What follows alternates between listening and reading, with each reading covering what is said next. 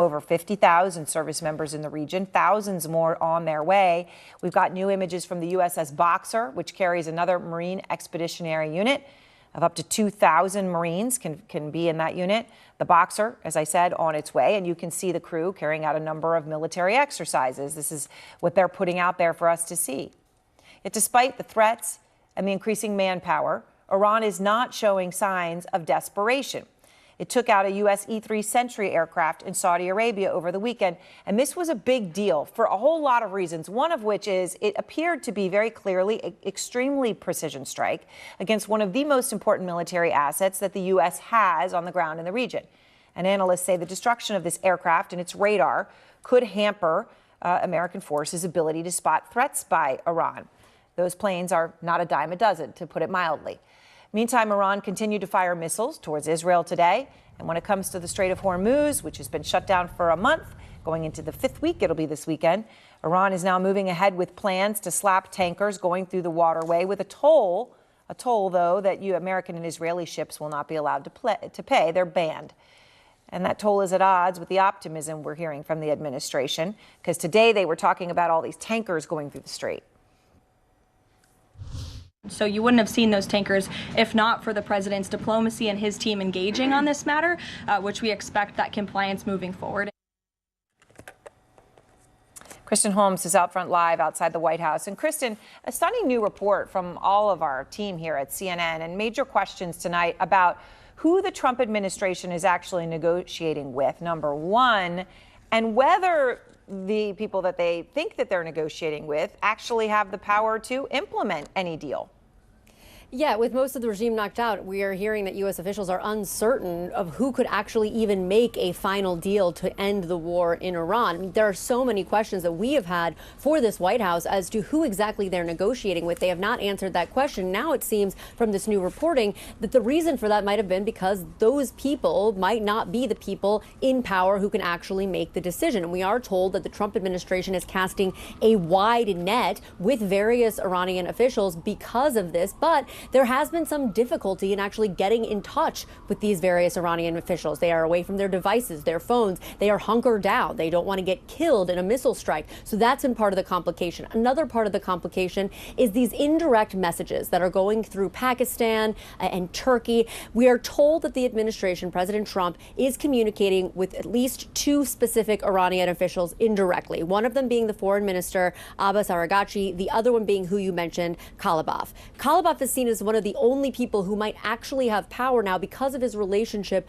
with the new supreme leader. But, Aaron, even more complication with that, because there are still so many questions as to what is actually going on with the new supreme leader. We have not heard from him. We have not seen him. U.S. officials have publicly said he might be dead or incredibly injured. So is he actually calling the shots? Iranians are saying, yes, he is calling the shots. And I do want to read one thing for you. This is from a regional source, and I think this is quite striking. It says, no one can tell anyone today that whomever shows up to Islamabad has the power for the Iranian regime. Talking about the Pakistani capital that's been rumored for a potential location for these in-person talks.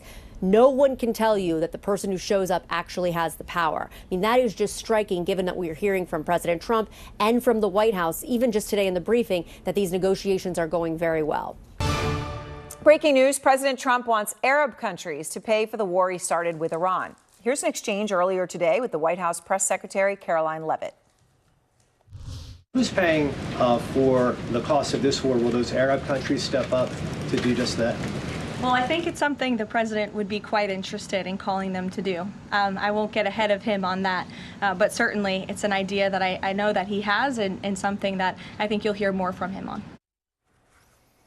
Well, if that sounds familiar, it's because it is.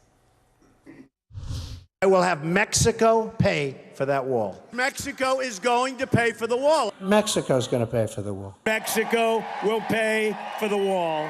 I promise. Now, that was a decade ago. Mexico is still not paid. And breaking news, Iran strikes a giant oil tanker more than 3 football fields long. Reports are it is still burning. Markets are already responding. The price of oil futures already rising. John Berman here in for Anderson, and the ship in question was hit at a port in Dubai. It is what is known as a VLCC, a very large crude carrier, the kind that can hold as many as 2 million barrels of crude. This one was fully loaded, and again, we are told it is still burning. That is a file picture of the vessel, obviously, before it was hit.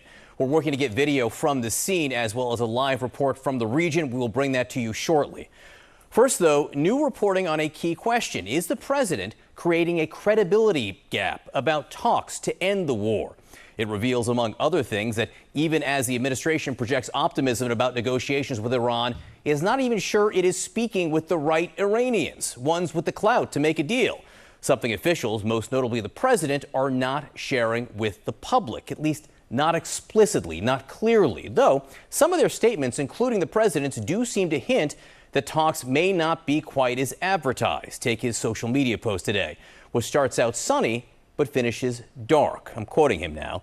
The United States of America is in serious discussions with a new and more reasonable regime to end our military operations in Iran. Great progress has been made, but then he adds, if for any reason a deal is not shortly reached, which it probably will be, and if the Hormuz Strait is not immediately open for business, we will conclude our lovely stay in Iran by blowing up and completely obliterating all of their electric generating plants, oil wells, and Karg Island, and possibly all desalinization plants, which we have purposely not yet touched.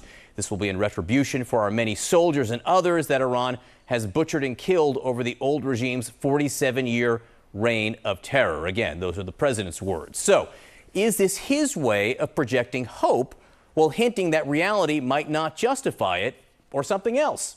Unclear. But just taking it at face value, this new and reasonable regime he is speaking about, who are they? It's very opaque right now. It's not quite clear how decisions are being made inside of Iran. That is Secretary of State Marco Rubio saying in so many words, we do not know. But to the extent we do know, he also said this. We are dealing with a 47-year-old regime that still has a lot of people involved in it who aren't necessarily big fans of diplomacy or peace. So those words, by the way, came just minutes after the president's post about a, quote, new and more reasonable regime, except that his assessment, as you heard, was not more like not so new and not so reasonable. As for the president's threat against Iranian power plants and facilities for making ocean water drinkable, listen to this exchange with the White House press secretary, Caroline Leavitt. Under international law, striking civilian infrastructure like that is generally prohibited. Why is the president threatening what would amount to potentially a war crime with the U.S. military? And how do you square that with the administration repeatedly saying that the U.S. does not target civilians? Look, the president has made it quite clear to the Iranian regime at this moment in time, as evidenced by the statement that you just read, that their best move is to make a deal, or else the United States Armed Forces has capabilities beyond their wildest imagination, and the president is not afraid to use them. That's not what I said, Garrett. Of course, this administration and the United States Armed Forces will always act within the confines of the law. But with respect to achieving the full objectives of Operation Epic Fury, President Trump is going to move forward unabated, and he expects the Iranian regime to make a deal with the administration. To that end, which of those objectives would destroying the desalinization plant most help? Haley, go ahead. Now, she did not rule out hitting such targets. She did, however, say that American air forces have now struck more than 11,000 targets in general since the war began. This is new footage you're looking at from Central Command. What neither they nor Israeli forces have yet accomplished, though, is to entirely prevent further Iranian missile and drone strikes in the region. This is an attack today in Haifa. Nor have they been able to break Iran's grip on the Strait of Hormuz, which is sending the price of oil skyward. Even before this latest strike on that tanker in Dubai, it settled today at $112 a barrel and is driving gas prices within a penny of the $4 a gallon mark here, more than $1 a gallon higher than when the war began. The president has all that to deal with. Clearly, it's a lot, but it's not so much that he can't segue from such questions of dollars and cents and life and death to other things. Just watch him. It truly is regime change. And regime change is an imperative, but I think we have it automatically. I did something today. We just got these in from the architects. A lot of people are talking about how beautiful the ballroom is. For 150 years, they've wanted to build a ballroom at the White House. And other presidents have wanted it. When we have dignitaries coming like President Xi of China or anybody else, we have very small rooms. Here's another view. This is coming from right opposite the Treasury building. Excuse me, wait. I thought I'd do this now because it's easier. I'm so busy that I don't have time to do this. But I'm fighting wars and other things. But this is very important because this is going to be with us for a long time, and it's going to be, I think it'll be the greatest ballroom. So busy, and it will have Corinthian columns, he added.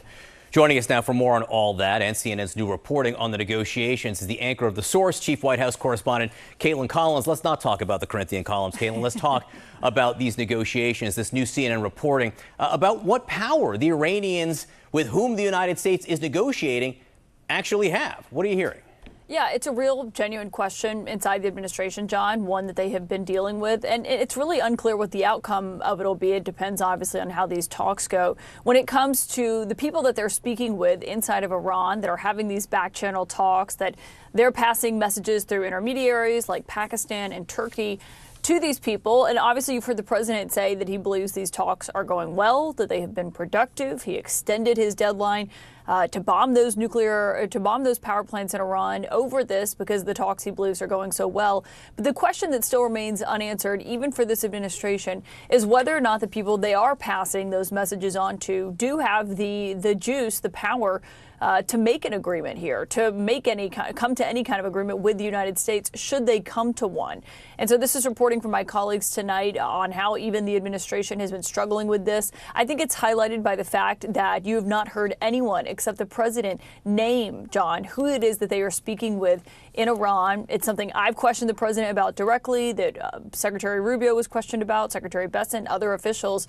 And the president himself has confirmed that one of those people is the speaker of the Iranian parliament, at least, that they are talking with. And so it just remains to be seen whether or not that is the person who is the figurehead who can help make an agreement. The president certainly seems to feel more bullish about it, at least publicly, than what we've heard from other officials, where today he was saying that it was a new regime in Iran that he feels that he is able to negotiate with in a better position. And so I think it's still anyone's guess how this ends up and where this goes from here, and whether or not the people that he's speaking with actually have the ability to strike a deal, should they strike one. I mean, I still think Secretary Rubio this morning sounded very skeptical that could happen. He said they are also preparing not only for the possibility, but the probability that whoever is running Iran is not in a friendlier or more receptive position to the demands that the United States is making. Yeah, it simply is uncertain as we sit here tonight. Caitlin Collins, thank you so much for your reporting. We're going to see you back at the top of the next hour for The Source. And I know you're going to be talking to our friend Maggie Haberman from the New York Times, among others tonight. So see you shortly. All right, right now you are looking at a picture of the oil supertanker Al Salmi in better times. Right now, in a full load of its oil on fire in a port in Dubai after an Iranian strike. CNN's Matthew Chance has more on this for us now. He joins us live from Doha in Qatar. Matthew, what are you hearing? Yeah, John, I mean, look, this is exactly the sort of attack that the region and the global oil markets have been so worried about, because this is a really huge supertanker. It's a Kuwaiti flagship. It's about 300 meters long, which is about 3 football fields long. So it's an enormous vessel carrying a maximum capacity of 1.2 million barrels of oil. And we're told by the Kuwaiti news agency, which is reporting on this, that it was fully laden. And so this is an oil tanker that is filled to the brim with perhaps more than 1 million barrels of oil. It's been struck by a drone, according to the authorities in Dubai. It is currently on fire.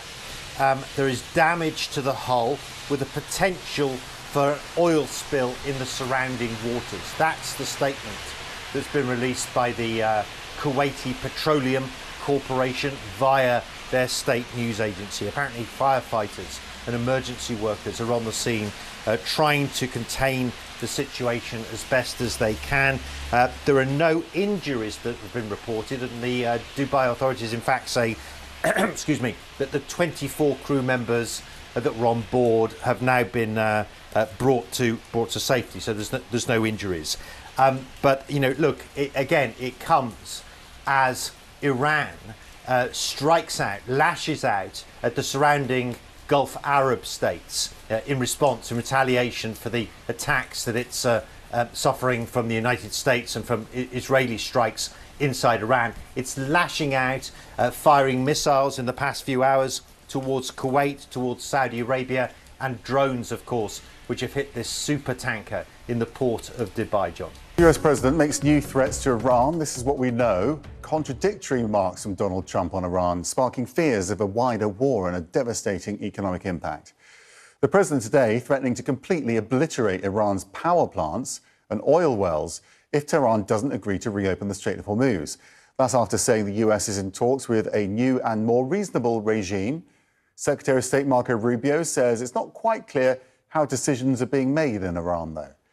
Earlier, the White House Press Secretary Caroline Leavitt was asked whether targeting civilian infrastructure, such as energy sites, could be considered a war crime.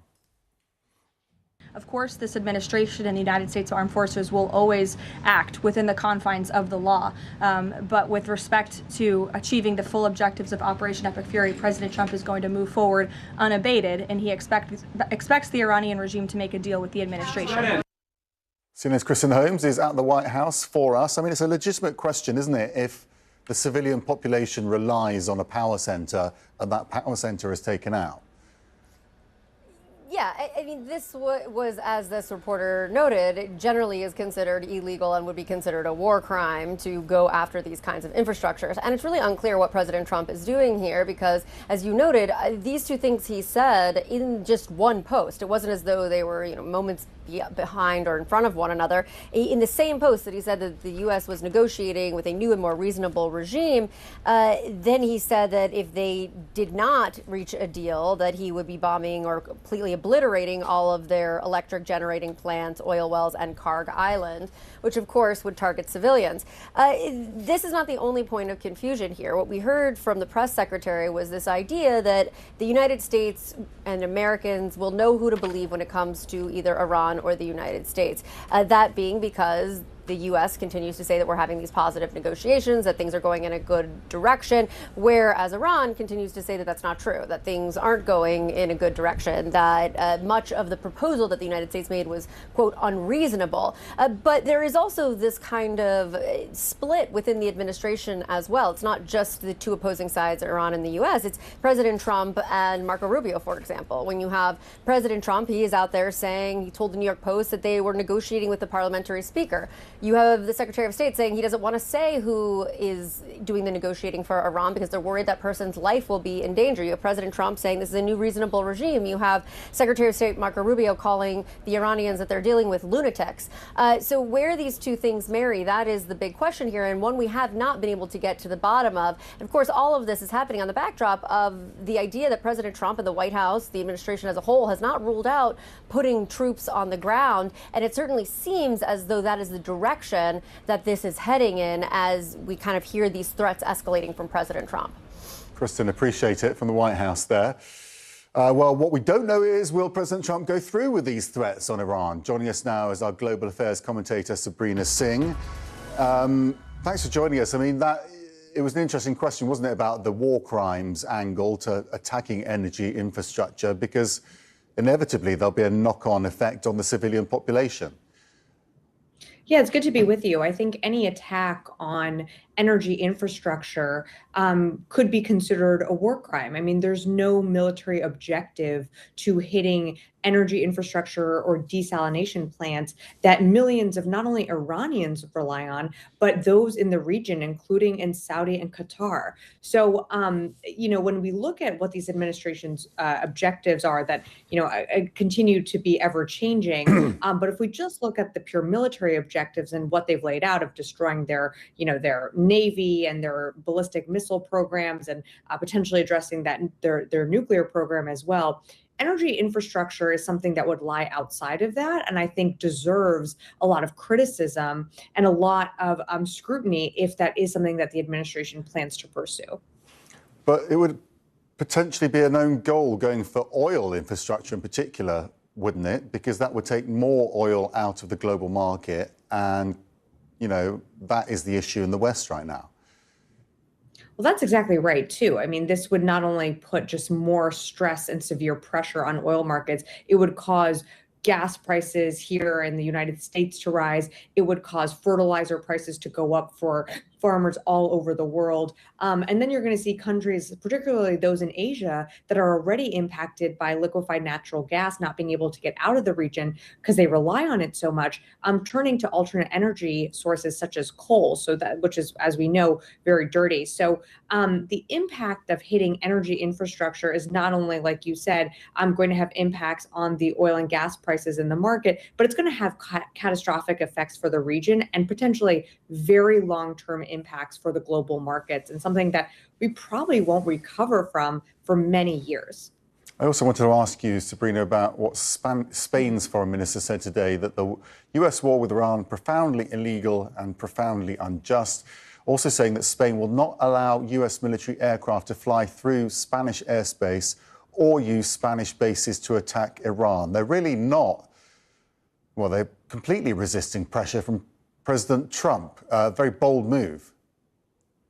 Yeah, it's quite interesting what you're seeing Spain doing. At first, it was the United States can't use, I believe it was 2 of the bases in Spain, but now they're closing all airspace, which does present some challenges for the United States. Ultimately, that's a sovereign decision that Spain is making. I think the fear that Spain is likely considering is, what is the retaliation going to be from this administration? I mean, we know Donald Trump uses the threat of tariffs as a lever of power that he can pull at any time. I would expect at some point that we see some type of Truth Social post going after Spain and potentially, putting more tariffs on that country to raise costs for them. At the end of the day, this type of escalation, on the United States part, if we do resort to some type of tariff measures against our own ally, isn't good for anyone. And so, what you really want to see here is some diplomatic talks happening behind the scenes to try and de-escalate the situation, to try and get Spain to potentially open up their airspace. Maybe it's not using their bases, but their airspace, and trying to calm the tensions. But I fear tomorrow we might be waking up to a Truth Social post from the president really going after Spain and their economic interests as well. Yeah, you can definitely see that. CNN Global Affairs commentator Sabrina Singh, really appreciate it. Thank you. Now, an Israeli oil refinery was struck by a missile today near the city of Haifa. Israeli officials say the missile was intercepted, but pieces of it still struck a storage facility that's located near the main base of the Israeli Navy. It was unclear if the missile was fired by Iran or by Hezbollah militants in Lebanon. Israeli President Isaac Herzog is condemning a surge in settler violence against Palestinians in the West Bank. He's vowing to bring those responsible to justice, saying, quote, grave offences against innocent people undermine the rule of law. Accountability is rare for the near daily attacks against Palestinians and their homes, their cars, their land. The UN Human Rights Office says the violence is coordinated and strategic, accusing Israeli authorities of playing a central role in directing, participating in or enabling the attacks. Now, a CNN team covering the settler violence witnessed the military's role firsthand.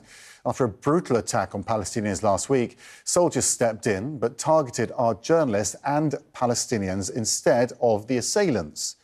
The IDF has now suspended the battalion involved. Here's a brief reminder of what happened to Jerry Diamond and his crew.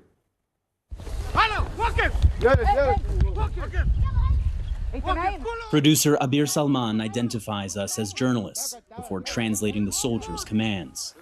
Sit down, sit down, sit down. So the soldiers just immediately came up and started pointing their weapons directly at us, telling everyone to sit down immediately. Obviously, we're not posing any threat here. The commander comes straight for our camera, and within seconds,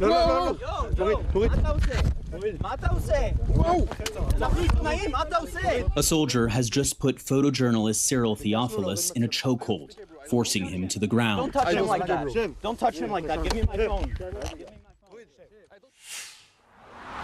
Jeremy joins us now from Tel Aviv. I guess, Jeremy, you didn't seem very shocked at what was happening, but it is rare to actually see this on camera, and that's what led to the accountability in this case, do you think?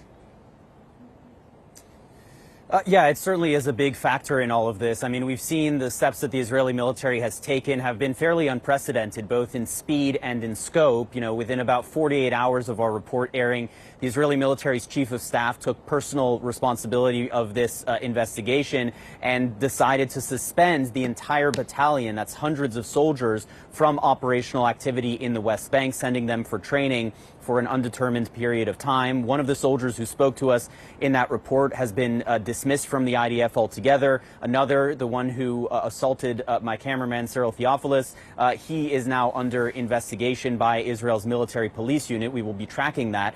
But as you say, a lot of this has to do with the fact that it was caught on camera. It has also to do with the fact that we've seen this growing settler violence that has unsettled the Israeli security establishment in recent weeks. But I think we also have to be honest that it has to do with the fact that we are journalists working for an American news network, working for CNN, because too many times, Max, we have seen total lack of accountability as it relates to similar incidents involving Palestinian journalists and involving Palestinian civilians. There are many times where the Israeli military says they are going to launch a review or an investigation of a certain incident, and ultimately we don't see any kind of disciplinary action taken, as we saw in this case. And it is, you know, the bigger picture here is important to note for that reason.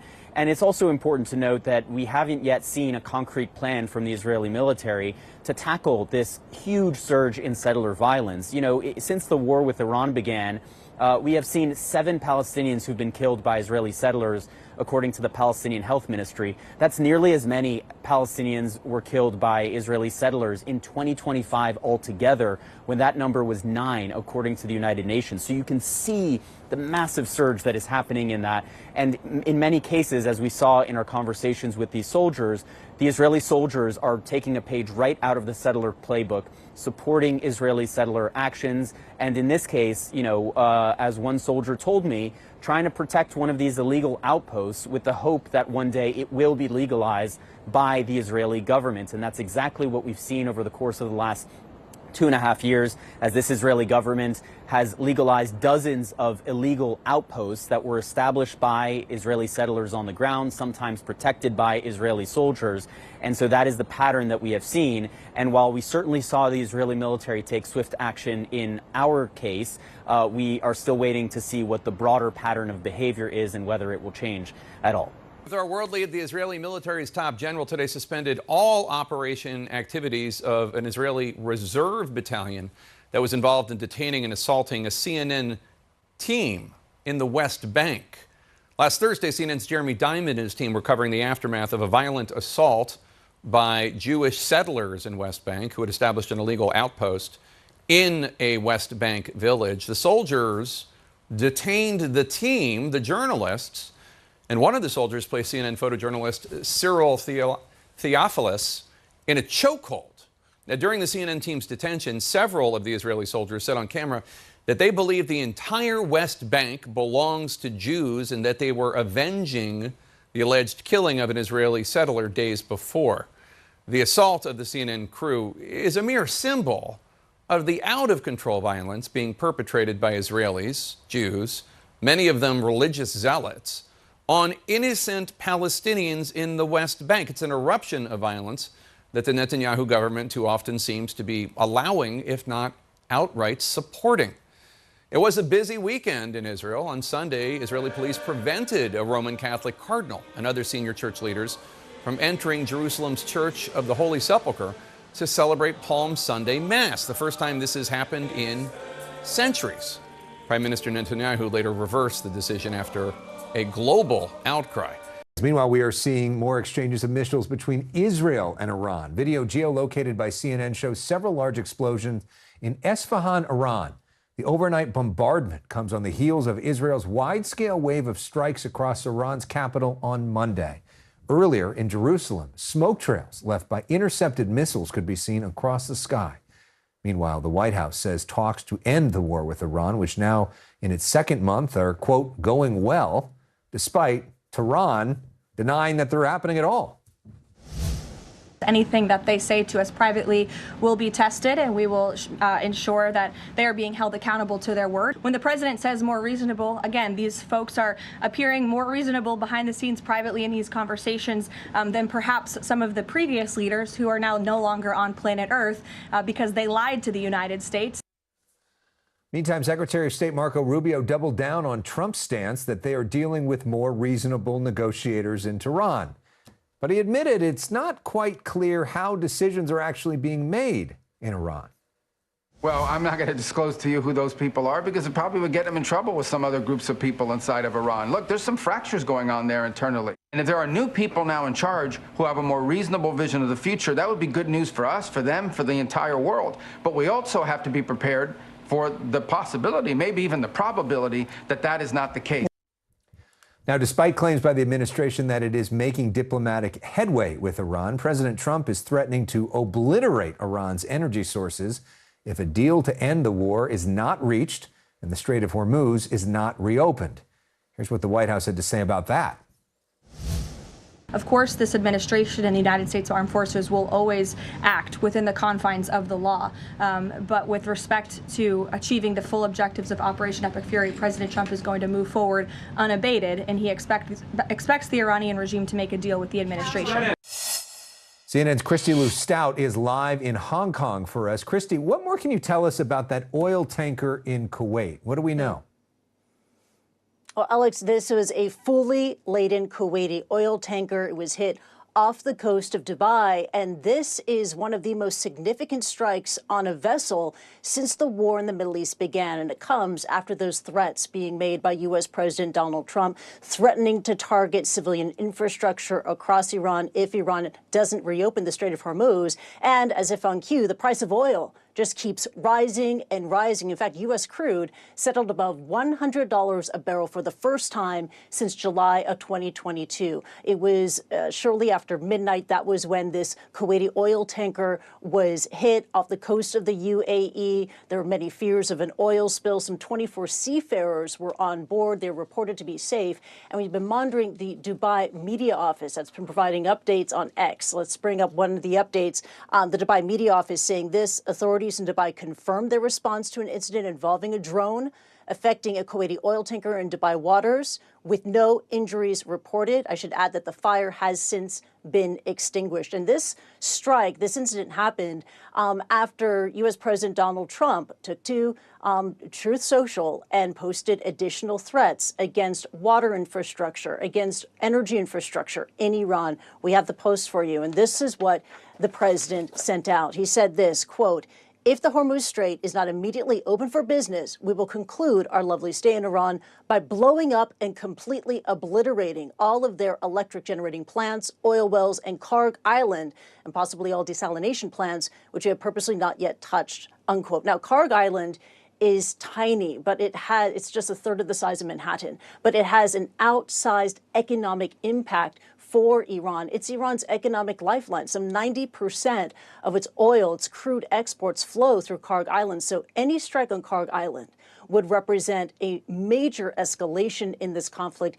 And any strike on a civilian infrastructure installation would constitute a war crime under international law. Now, meanwhile, we continue to follow events in the battlefield across the Middle East. In Iran, at least 2 people were killed when, according to Iranian state media, an orphanage was targeted. The city of Isfahan, some dramatic social media video has been pouring out of there. That city is under bombardment right now. In Lebanon, 3 UN peacekeepers from Indonesia were killed in 2 separate incidents. And in Israel, an oil refinery complex was hit by debris from an intercepted attack. So far, this war, now 5 weeks in, has killed thousands of people across the Middle East and wreaked havoc on global markets. This, as Iran continues and maintains its iron grip on the Strait of Hormuz. Alex. With us, the top story is in the Persian Gulf, where Kuwait state media is reporting that Iranian strikes hit a large Kuwaiti crude carrier anchored in Dubai. Officials from Dubai confirmed that response teams have put out the fire on board that oil tanker. No injuries have been reported. All 24 crew members are safe. Kuwait's Petroleum Corporation says the tanker was fully loaded And now there are concerns of the possibility of an oil spill. CNN's Matthew Chance has more from Doha. This is exactly the sort of attack that the region and the global oil markets have been so worried about, because this is a really huge supertanker. It's a Kuwaiti flagship. It's about 300 meters long, which is about 3 football fields long. So it's an enormous vessel carrying a maximum capacity of 1.2 million barrels of oil. And we're told by the Kuwaiti news agency, which is reporting on this, that it was fully laden. And so this is an oil tanker that is filled to the brim with perhaps more than 1 million barrels of oil. It's been struck by a drone, according to the authorities in Dubai. Again, it comes as Iran strikes out, lashes out at the surrounding Gulf Arab states in response and retaliation for the attacks that it's suffering from the United States and from Israeli strikes inside Iran. It's lashing out, firing missiles in the past few hours towards Kuwait, towards Saudi Arabia, and drones, of course, which have hit this super tanker. Our thanks, Matthew Chance. In order to make a deal, any deal, you have to know who you're talking to, and that if both sides agree, that it means something. And that's what makes CNN's new reporting tonight so significant. It says that the Trump administration is unsure if they're speaking with the right people in Iran, which you'll remember does not line up with what the president has been claiming for the past week. It's really a new regime. It's a new group of people that we've never dealt with before, that are acting very reasonable. We have very substantial talks going on with respect to Iran, with the right people. We're actually talking to the right people, and they want to make a deal so badly. Yeah, see, the problem is no one seems to know who holds the cards right now in Iran. Top leadership has been wiped out. It's not clear if the new supreme leader is even dead or alive. Communications within Iran have been decimated, and mediators from other countries are having trouble contacting top Iranian officials who are avoiding phones because they're afraid of being tracked and killed. Secretary of State Marco Rubio put it this way. It's very opaque right now. It's not quite clear how decisions are being made inside of Iran. So who is the Trump administration actually talking with? The sources tell CNN they've been indirectly exchanging messages with Iran's foreign minister and the Iranian Speaker of Parliament. But publicly, the Iranians are telling a very different story. The foreign ministry says there are no direct negotiations with the U.S. so far, and a spokesperson described Trump's 15-point plan as unrealistic and unreasonable. Iran's Speaker of Parliament is not putting it quite as diplomatically. He posted this today: Iran's enemies pass off their wishes as news while simultaneously threatening our nation. They're dead wrong.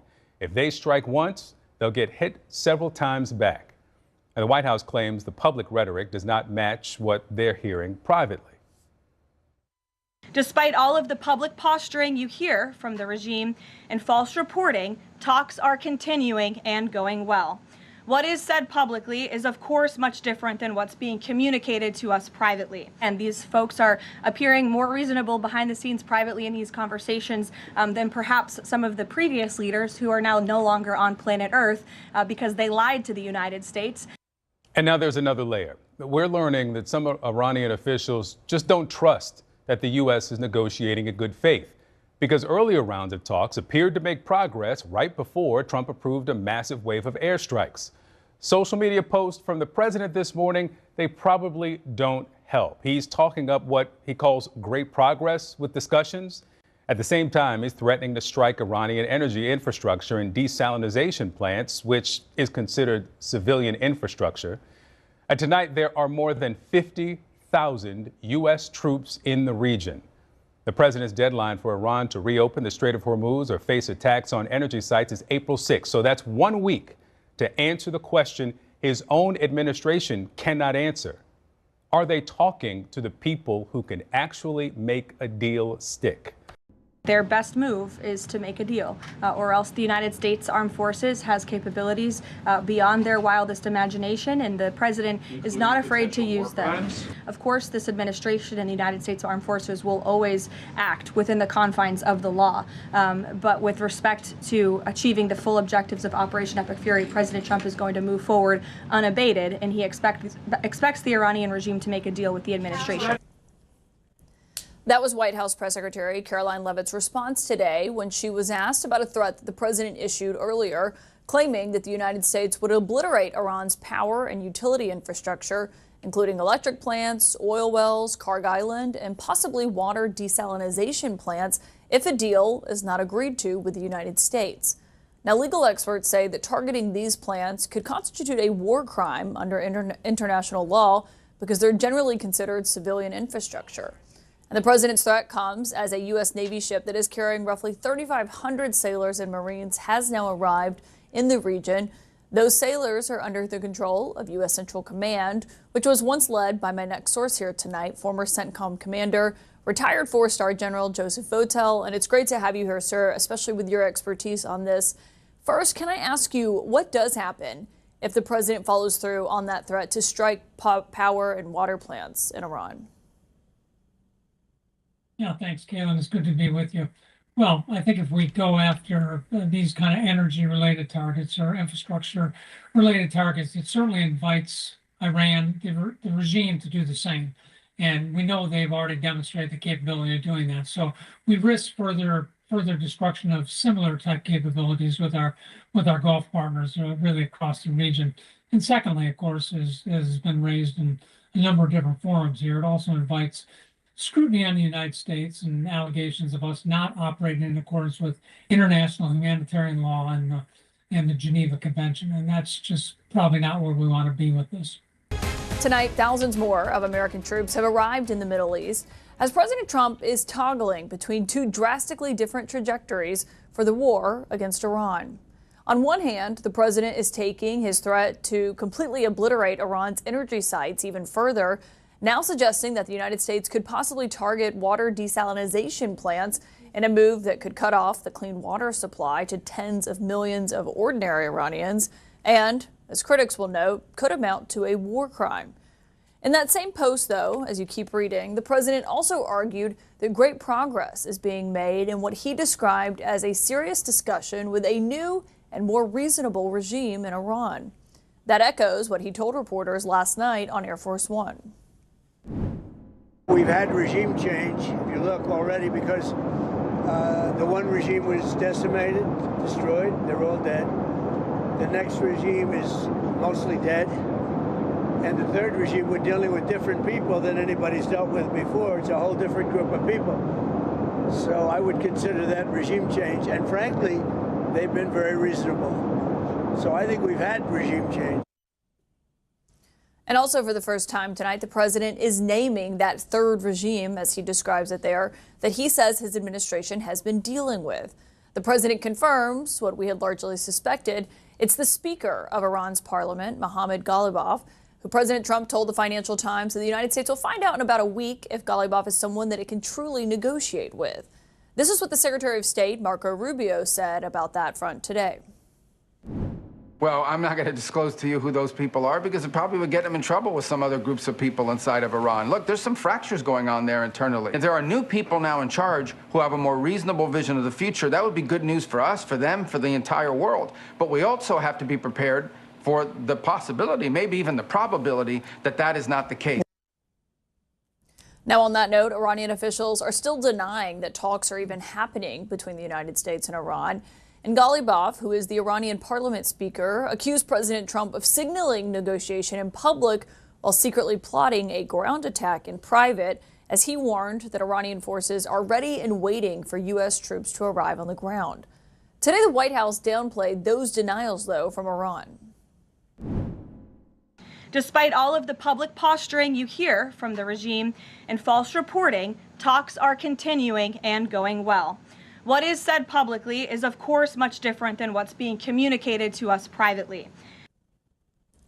Now, this comes as sources are telling my colleagues here at CNN that the Trump administration is still not sure it's talking to the right people in Iran, meaning it's not clear to U.S. officials whether the Iranian officials that they are speaking with and using as a back channel through Pakistan and Turkey have the ultimate authority to sign off on any peace agreement, let alone implement one.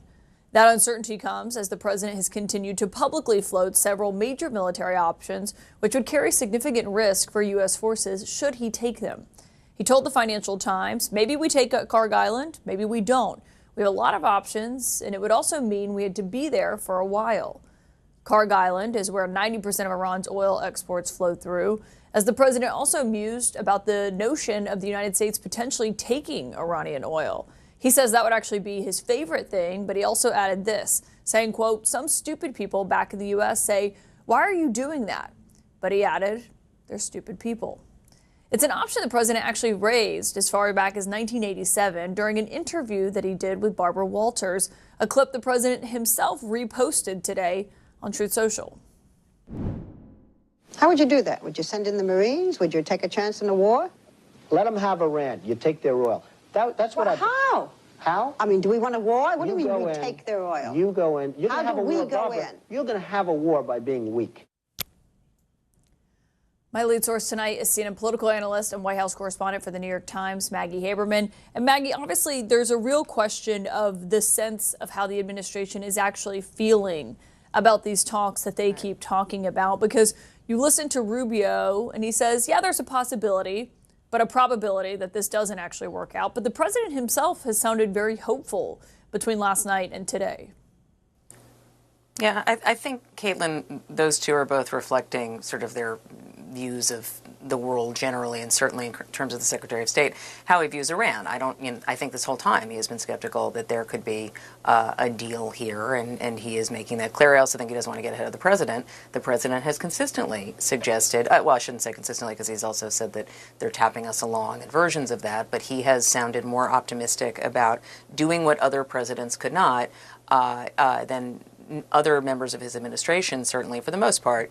Whether that's reality or not, we don't know, because there are so many different things coming out of Iran versus the U.S., and some of this obviously is what happens in conflict.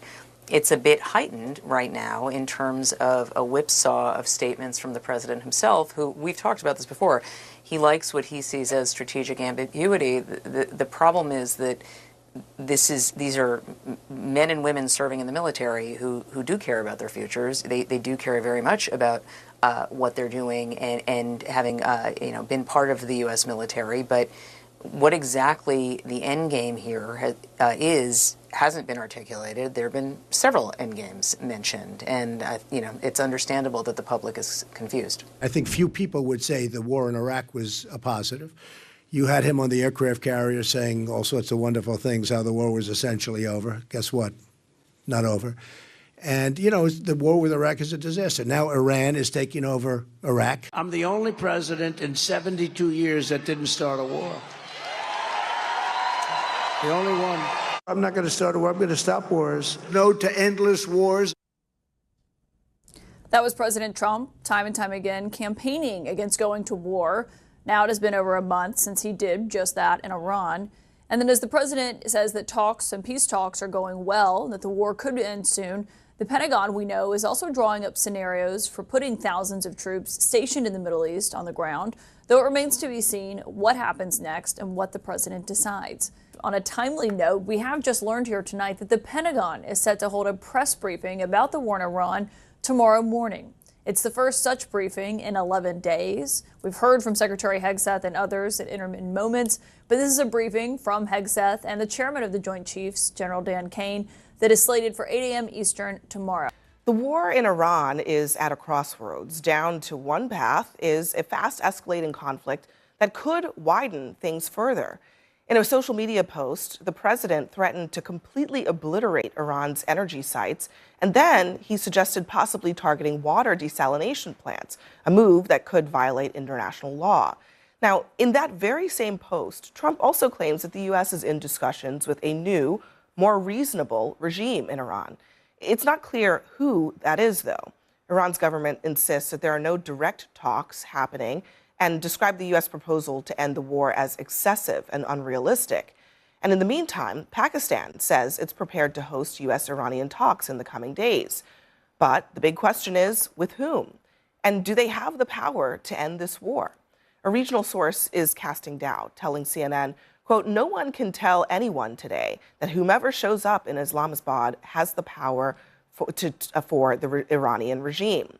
Now, maybe Secretary of State Marco Rubio can clear some of this up.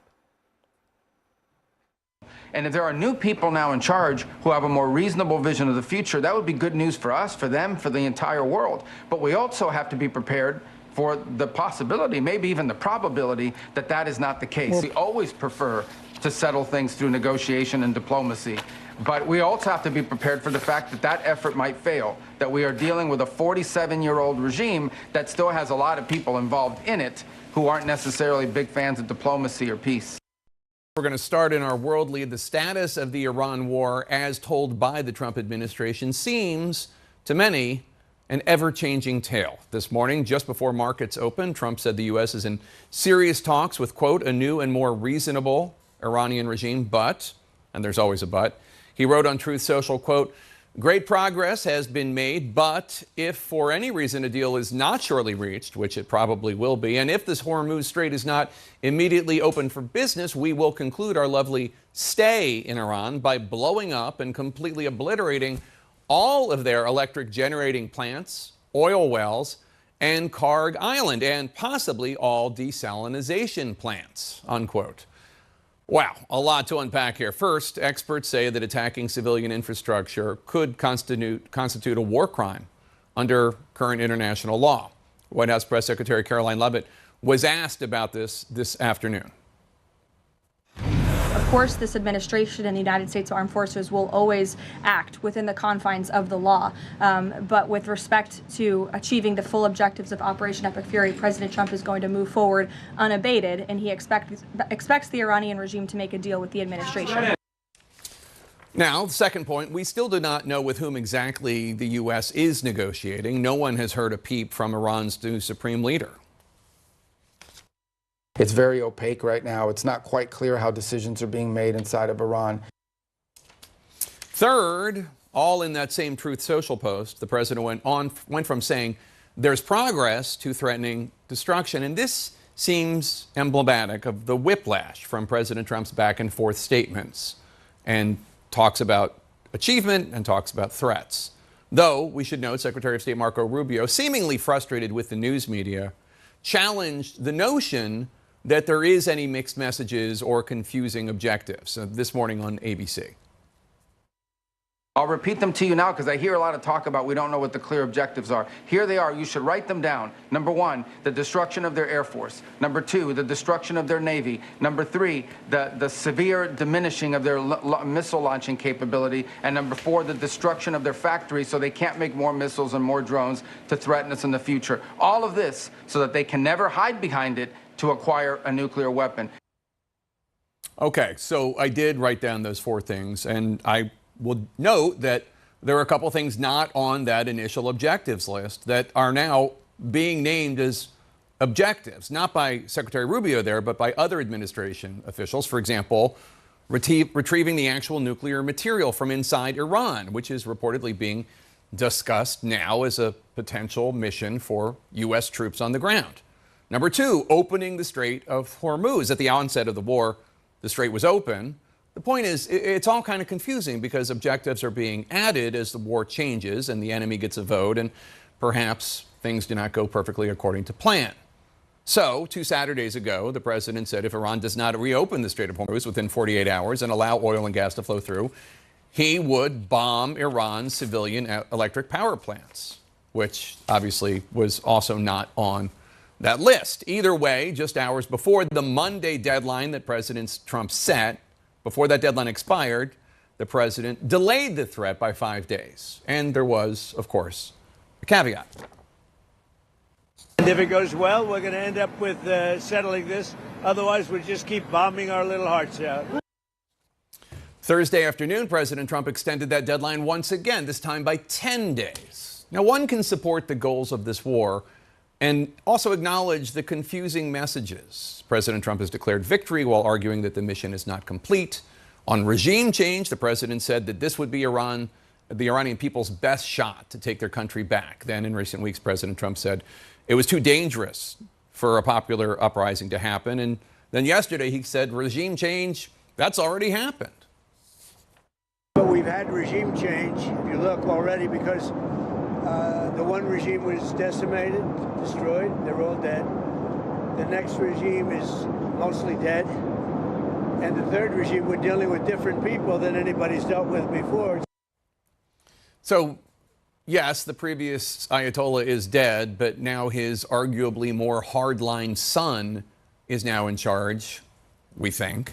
So if the mission is just, as Secretary Rubio noted, the destruction of the Air Force and the Navy and missiles and missile-making capability, it would seem that the U.S. would be close to accomplishing that. But, according to reports in the Washington Post and the Wall Street Journal, the Trump administration is preparing for more. The Pentagon is preparing for weeks of ground operations in Iran, troops on the ground.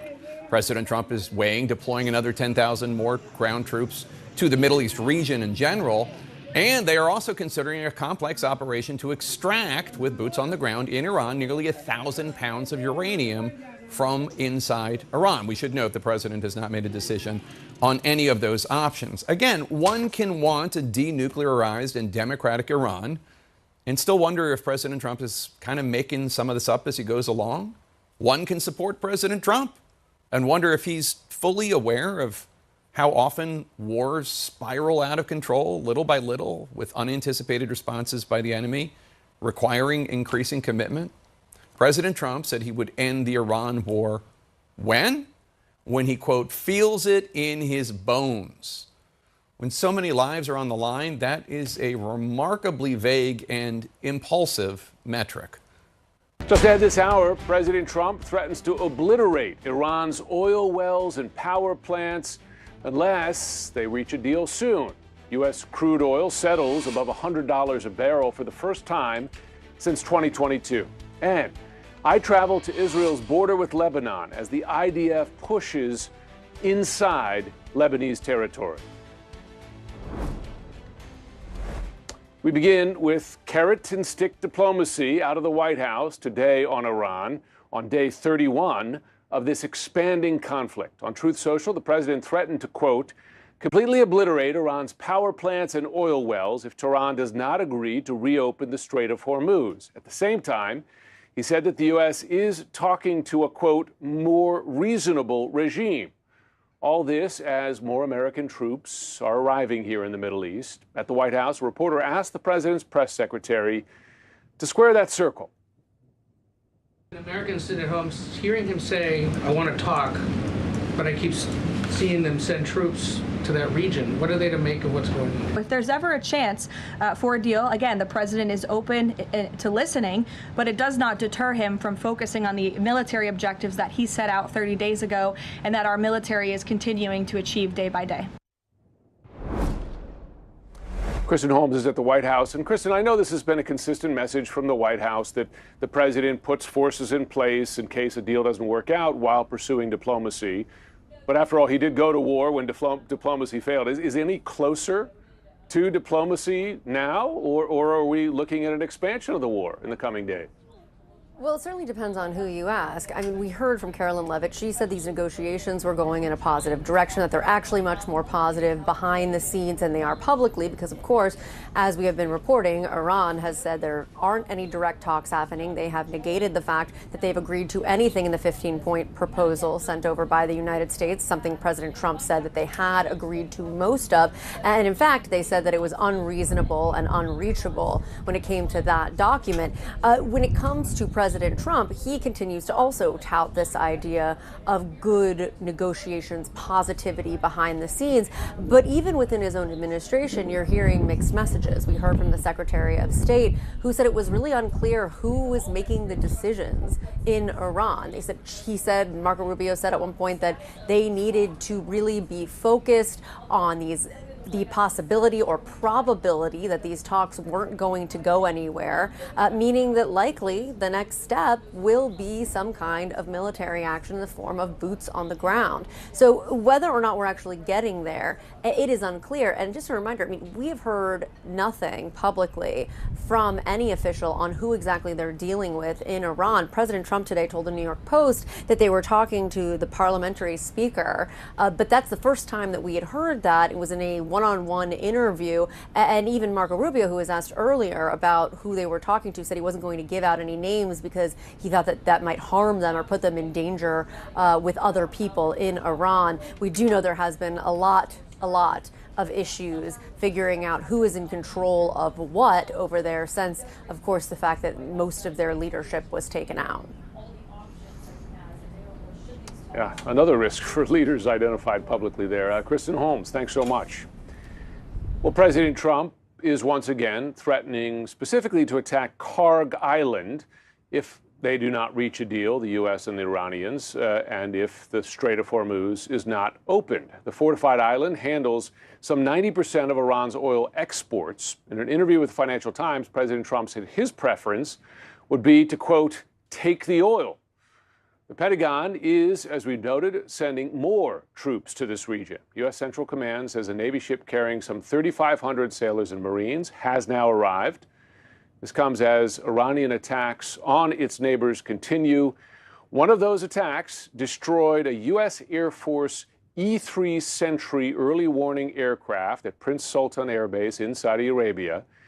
This image here shows its tail broken off, its distinct rotating radar dome on the ground. Breaking news, utter confusion. Incredible new reporting tonight as the war in Iran enters its 32nd day. Sources are telling CNN tonight that the Trump administration is not even sure it is talking to the right people in Iran, which is incredible for many reasons. But maybe let's just put one out there, right? Trump is now threatening to bomb desalination plants in Iran, which would put many tens of millions of lives on the line if he doesn't get what he wants. But he's leveling threats like that, not even knowing if he's talking to the right people to get what he wants. It's stunning. And it's unclear if the Iranian officials who are receiving Trump's messages have the authority even to sign off on a peace agreement, never mind the ability to implement it. Now, all of this, of course, is jaw-dropping. And Trump either doesn't know this or he's in denial about it. It's unclear because here's what he posted today. He said, the United States of America is in serious discussions with all caps, a new and more reasonable regime to end our military operations in Iran. Now, of course, it's the same regime that was replaced, right? It's the Ayatollah's son, who's more hardline than the Ayatollah himself, the original supreme leader. So who might this new and more reasonable regime be that Trump is referring to? Well, Secretary of State Marco Rubio doesn't seem to know. It's very opaque right now. It's not quite clear how decisions are being made inside of Iran. At least that's honesty. Now, one Iranian official is taking a page from Trump's book, though, and getting his message out using social media. You're looking at him there. He's the parliamentary speaker, Mohammad Bagher Khalibaf, and he just tweeted, the enemy promotes its desires as news while threatening our nation at the same time.